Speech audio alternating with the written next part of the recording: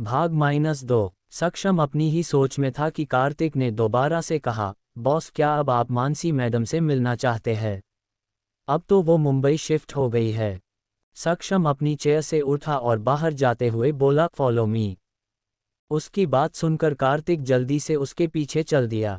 सक्षम जाकर अपनी कार में बैठ गया और कार्तिक आगे ड्राइवर वाली सीट पर बैठ गया। सक्षम ने ड्राइवर से कहा, कंचन बार चलो। ड्राइवर ने कार बार की दिशा में मोड़ ली और वहीं कार्तिक सक्षम की बात सुनकर हैरान था। वो थोड़ा परेशान हो गया। जब से मानसी सक्षम की लाइफ से गई थी तब से वो शराब का सेवन बहुत ज़्यादा करता था। या तो वो घर पर ही शराब पीता था या फिर वो बार में। लेकिन इस बार कार्तिक को ये समझ में नहीं आया कि आखिर सक्षम ने उसे क्यों कहा कि वो उसे फॉलो करे। वो कंफ्यूज होकर सक्षम को देखता है। सक्षम भले ही उसकी तरफ ना देख रहा हो लेकिन उसकी नज़र उसे खुद के ऊपर महसूस हो चुकी थी। सक्षम ने बिना किसी एक्सप्रेशन के कहा, बार के बाद हमें मीटिंग में जाना है। कार्तिक ने अपनी गर्दन हिलाई और उदास होकर धीरे से कहा, खुद की बीवी को तो भगा दिया और अब मेरी वाली से मिलने का वक्त भी मुझसे छिन रहे हैं। क्या जवाब दूंगा मैं स्नेहा को? वो मेरा मूवी देखने के लिए वेट कर रही होगी। कार्तिक मन ही मन सक्षम को बुरा भला सुना रहा था। पिछले 5 सालों से सक्षम ने उसका पूरी तरह से शोषण किया हुआ था। बार में पहुंचने के बाद सक्षम ने पीना शुरू किया। वो तब तक वाइन पीता रहा जब तक उसकी आंखें लाल नहीं हो गई। कार्तिक दूर बैठा बस सक्षम को देख रहा था लेकिन उसे समझ में नहीं आ रहा था कि इतनी पीने के बाद भी सक्षम को नशा क्यों नहीं हो रहा है। वो पहले की ही तरह सख्त नजर आ रहा था। जब सक्षम ने मन भर कर शराब पी ली उसके बाद वो उठा और बाहर आ गया। कार्तिक भी बिल पे करके बाहर आ गया। उसके बाद उनकी कार रोड पर तेजी से आगे बढ़ने लगी। सक्षम बाहर की तरफ देख रहा था तभी उसे कार रुकने की आवाज़ आई।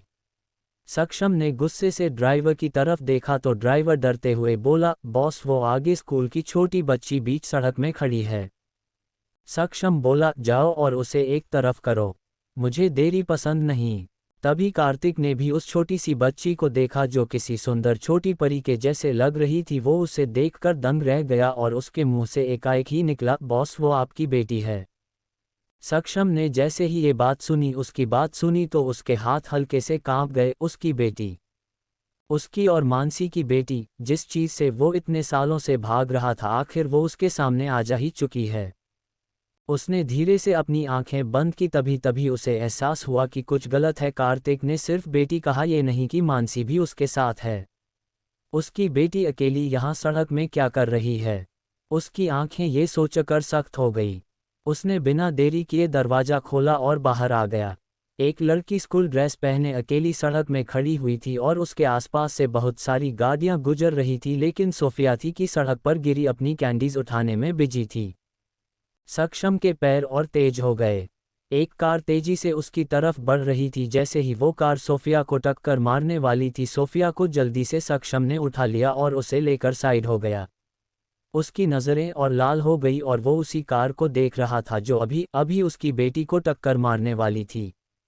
कार्तिक भी जल्दी से उसके पास आ गया। वो घबराते हुए बोला, छोटी मैडम ठीक ठीक तो है ना? सक्षम ने गुस्से से कहा, उस कार का पता लगाओ और उसे अच्छे से सबक सिखाओ। सोफिया, जिसे अभी तक यही पता ही नहीं लगा कि उसके साथ क्या हुआ, उसने हल्के से अपनी लंबी पलकें झपकाए और इधर उधर देखा। वो जमीन से काफ़ी दूर थी और किसी की गोद में थी। ऊपर से उसे बस सक्षम की पीठ दिखाई दे रही थी और उसे उसकी बातें सुनाई दे रही थी जो वो कार्तिक से कह रहा था और वो उसे बिल्कुल भी समझ में नहीं आ रही थी। वो अपनी लंबी पलकें बार बार झपका रही थी। कार्तिक से बात करने के बाद सक्षम ने सोफिया की पीठ पर रखा अपना हाथ हटाया जिससे सोफिया ने अपनी गर्दन तुरंत आगे कली और सक्षम को एकटक देखने लगी। सक्षम ने जैसे ही अपनी बेटी का चेहरा देखा उसका दिल बेतहाशा धड़कने लगा। ये उसकी बेटी थी। उसे महसूस हुआ जैसे किसी ने उसकी सांसें निकालकर उसके हाथों में रख दी हो। वो भी उसे एकटक देख रहा था। उसे पता ही नहीं लगा कि उसे कितना समय बीत गया अपनी बेटी को देखते हुए। ये बिल्कुल उसके जैसी दिखती थी। उसने सोचा था कि अगर उनकी बेटी हुई तो वो मानसी जैसी होगी लेकिन उसकी बेटी के नैनकश तो बिल्कुल उसके जैसे थे। कार्तिक, जो कि काफी खुश लग रहा था, उसकी नज़र फिर स्कूल के गेट के आगे लड़ाई कर रहे दो छोटे लड़कों पर गई जो बुरी तरह से एक दूसरे को मार रहे थे। कार्तिक ने अपना हाथ उस तरह करते हुए कहा, बॉस, आपका बेटा वहां लड़ाई कर रहा है। सक्षम ने अपनी नज़र अपनी बेटी से हटाई और उस तरफ जमा ली जिस तरफ कार्तिक ने इशारा किया था। सक्षम ने जैसे ही कार्तिक की बात सुनी, उसकी नज़र उस तरफ गई जहां दो छोटे बच्चे एक दूसरे को मार रहे थे, लेकिन एक लड़का जो बिल्कुल मानसी के जैसा दिखता था वो दूसरे लड़के पर हावी हो रहा था। उसने दूसरे बच्चे को काफ़ी ज़्यादा मार दिया था। सक्षम उसे देखते ही पहचान गया था कि वही उसका बेटा है।